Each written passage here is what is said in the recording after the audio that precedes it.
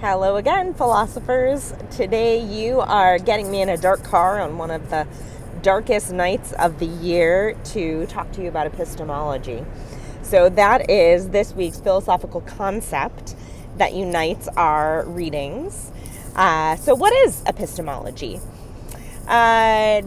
Most basically, we can think about epistemology as a theory of knowledge. How we know what we know, right? We can dig into the methods of how we know what we know, the scope, the validity, all of that. But it's basically a philosophical study of how we know what we know. Now, there are other philosophical domains that deal with knowledge in other ways, such as ontology and hermeneutics, and we're not concerned with those right now. We're just thinking about this idea of epistemology, which for those of you that are grad students and that are also engaged in methodological work, you will recognize this as something that you have to talk about, right? When you're laying out your methodology for conducting research. How is it that you come to know what you know? So we are concerned with epistemology and particularly how it relates to education. In other words, how do we come to know what we know? And then its corollary in education is thus, what is worth knowing? And therefore, what is worth teaching? What is worth learning about inside of schools? And so these are the questions that the readings this week also deal with. We're really thinking about epistemology not in a pure philosophical sense, but as it applies to education, so applied philosophy. Now, I also want to be really clear that I also could have called this week's theme democracy, because that also is one of the uniting philosophical concepts in this set of 6 readings. And in many ways, that's a sub-question to our broad question about what is worth knowing. We could ask, what is worth knowing in a democracy? Or, in other words, what should schools teach in a democracy? Okay, so if that's the big concept, what I want to do in this video this week, instead of addressing confusion or ideas after you've engaged in the discussion, I know that some of this week's readings, particularly the Dewey, are really dense. And so I'm going to spend the most time talking about the Dewey article, but I want to go through how these 6 pieces fit together. Okay, and I'm going to go through them in order. So let's start with Plato's allegory of the cave. Now, this is the most classical philosophical consideration of epistemology that we're looking at this week. This is often what is held up when we talk about epistemology in philosophy. So Plato is, as you read or as you are reading, is asking us to consider how we come to know or interpret what we see and experience, and how our ideas of truth, what is true in the world, come to be, and ultimately how they are transformed. So Plato is really concerned with not only how we know what we know, but then also how do we come to know things more correctly? How do we come to see truth? How do we see the sun, to use this metaphor? How do we move out of the cave from viewing shadows to see the sun and therefore see what is actually casting the shadows? And how do we reconcile these different ways of knowing? And so in the allegory of the cave, one of the things that Plato is doing is he's not only describing how we come to know and how our ideas of truth are transformed, but he's also asking us to consider what an intellectual is and what the role of the intellectual is, particularly in a democratic society. So he goes on to talk about the philosopher in relation to the legislators, the philosopher in relation to the prisoners, but what he's really ultimately concerned with is what is the role of the thinker and the truth seer to further a democratic society, both to transform the knowledge of the prisoners, and I say that in quotes because that's who he's talking about, but that's your everyday citizen, and to help guide policymaking, the legislators. Okay, so we have Plato's allegory of the cave, a classic epistemological consideration. And then we move on to Dewey. Now, John Dewey is a 19th century U.S. thinker, philosopher of education. We have been I think almost every text that we've read so far has referenced Dewey in some way. So he is one of the giants of American educational philosophy. And you may know him or recognize him in relation to his ideas around progressive education. And by progressive education, I don't mean political progressivism. I mean a particular pedagogical approach, which is often thought about in terms of constructivist education. Okay, so you may recognize his name from that.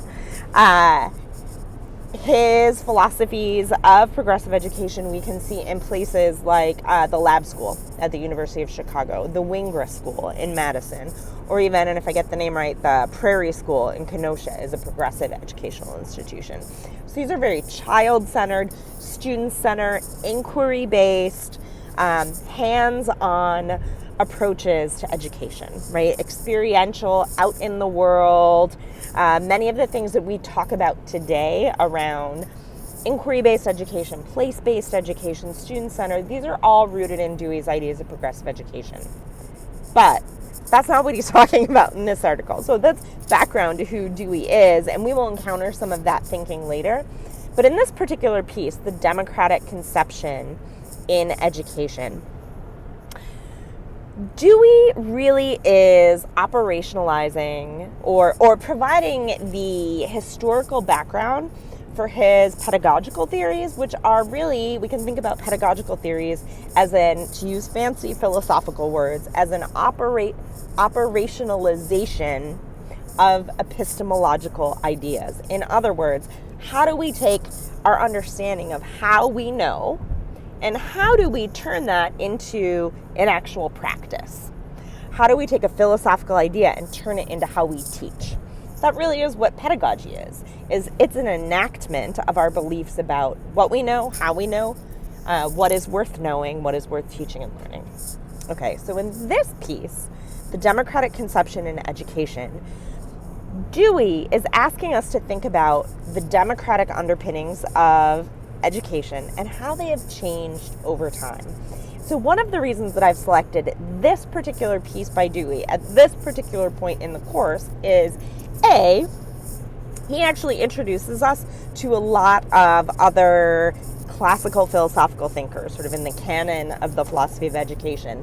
And the canon really representing white European American men from both the continent and from the United States. So he introduces us to a lot of their thinking in ways that are actually more digestible than the philosophical pieces themselves, but you're welcome to go read them.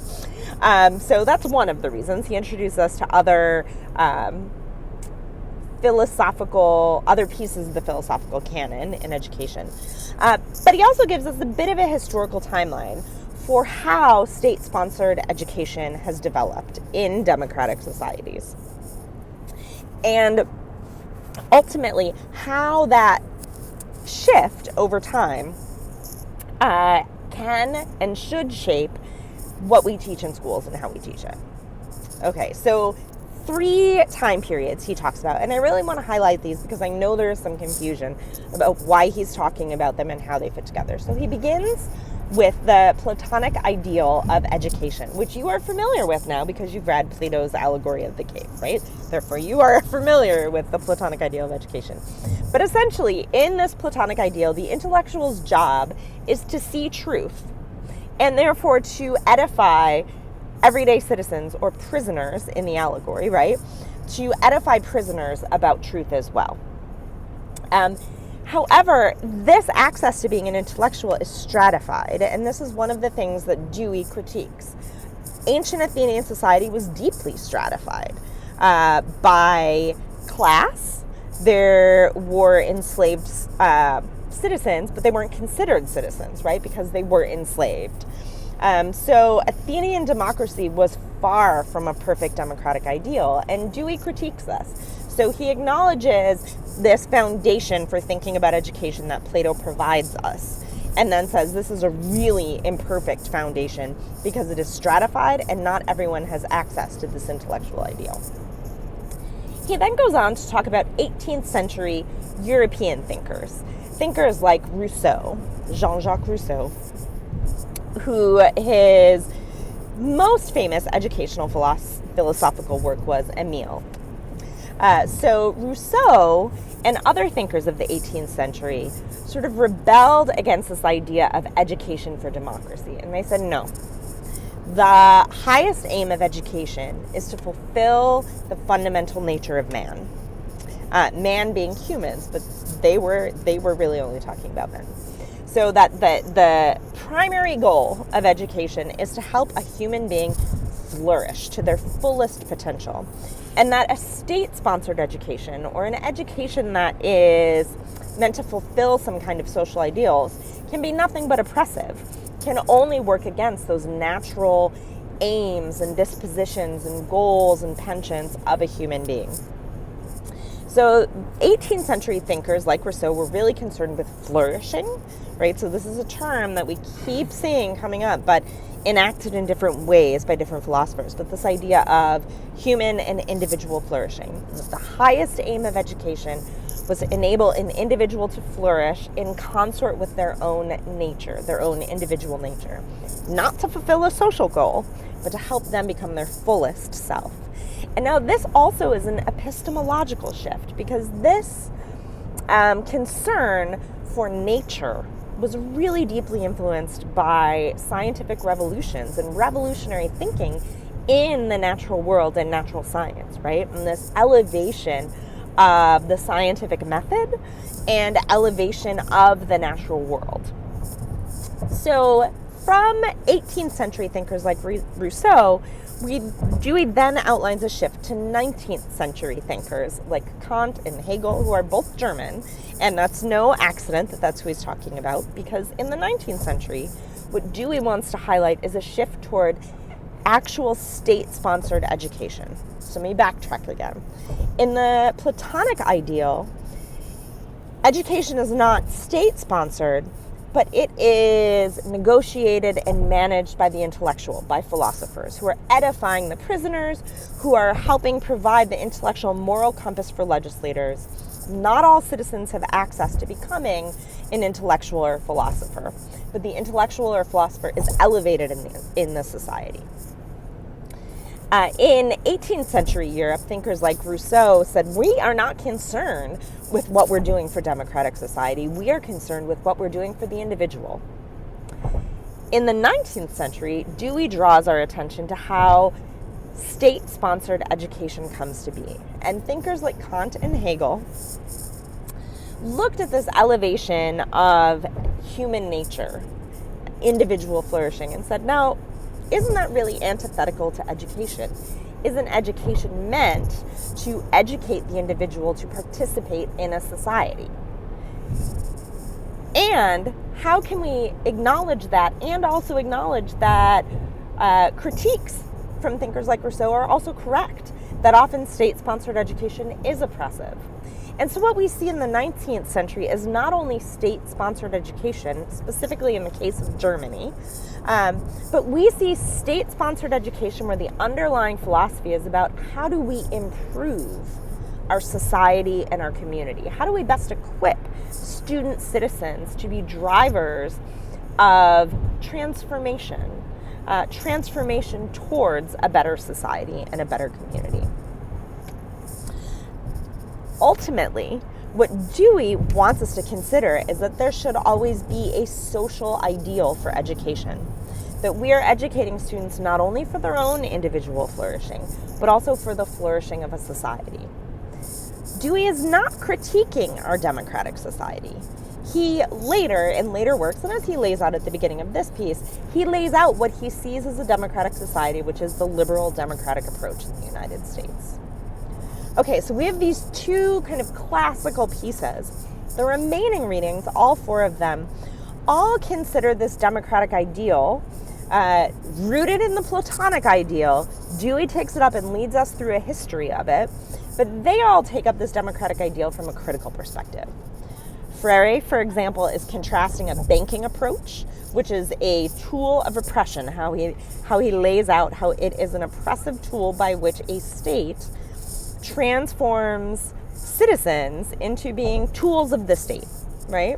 He contrasts a banking approach with a problem-posing approach, wherein the students, particularly students from oppressed backgrounds, identities, communities are encouraged to question and to make meaning out of the world that they exist in, which is not what an oppressive state wants. We also have Wheeler Bell, who is very much rooted in a classical liberal democratic theory of education and democracy, and who says, wait a minute, I'm not questioning liberal democratic theory, but I am saying that we need to think about social transformation, and that how do we best educate student citizens to become agents of change in their society towards greater justice and towards greater equitable distribution of resources. And for Wheeler Bell, he comes to this idea of a spirit of activism, of helping students cultivate a spirit of activism, which is an identity as members of social movements towards justice and towards equity. We also have James Baldwin, which, if you're not familiar with James Baldwin's writing, welcome via a talk to teachers, right? So Baldwin is an essayist, a writer, a novelist, 20th century, who really is laying out how schools miseducate everyone, not only Black Americans, but white Americans, all Americans, right? How schools miseducate via mythology and lies that uphold white supremacy. And he's calling for teachers, he's asking teachers to think about what they are teaching and why, and how they can instead equip their students to challenge those lies and to challenge those myths. And finally, we have Renato Rosaldo, who is an anthropologist and a cultural theorist who is describing something called cultural citizenship, arguing that rethinking citizenship beyond legal political citizenship, actually embracing other ways of being citizens in a multicultural society, can change our epistemology. It can change what we know and how we know it. And he lays this out at the end of the chapter in his methodological section. Now, I haven't gone into great detail about those 4 readings as I have with Dewey, because I think that they are more comprehensible, and I really wanted to focus on why Dewey is here and what he's offering us. But all 4 of these readings are concerned with how do we improve the democracy that we live in via education, via knowledge, via epistemology and pedagogy. Ultimately, their various disagreements are around what democracy actually is and what it should be, and therefore how do we educate for it, and how do we do so in a way that still respects individual flourishing, where students are not seen as cogs in a social machine, but are seen as individuals who deserve equitable and just access to their own flourishing, but can also participate in the flourishing and the improvement and the transformation of their society. Now, I want to end with one last philosophical distinction, which is between normative philosophy and positive philosophy. Normative philosophy is philosophy that is concerned with the way the world should be. It's describing what the ideal is, right? Positive philosophy is describing the way the world is, right? Most philosophers are writing in a normative perspective, but theorists, so people like Renato Rosaldo or Freire, right, may be engaged in both positive and normative philosophy. And I point this out because often one of the critiques of philosophers is, yeah, but this isn't the way the world works. And that isn't, in many cases, what the writers are concerned with. They're not concerned with the way that the world works now. They're concerned with the way that it should work. And so they're asking you to think about, how should education work? What is worth knowing, and what would it look like if we actually taught for that? Okay, so I hope that helps make sense of these readings and how they fit together. I really look forward to reading your discussion posts and engaging with you around these ideas of epistemology and democracy. Good luck.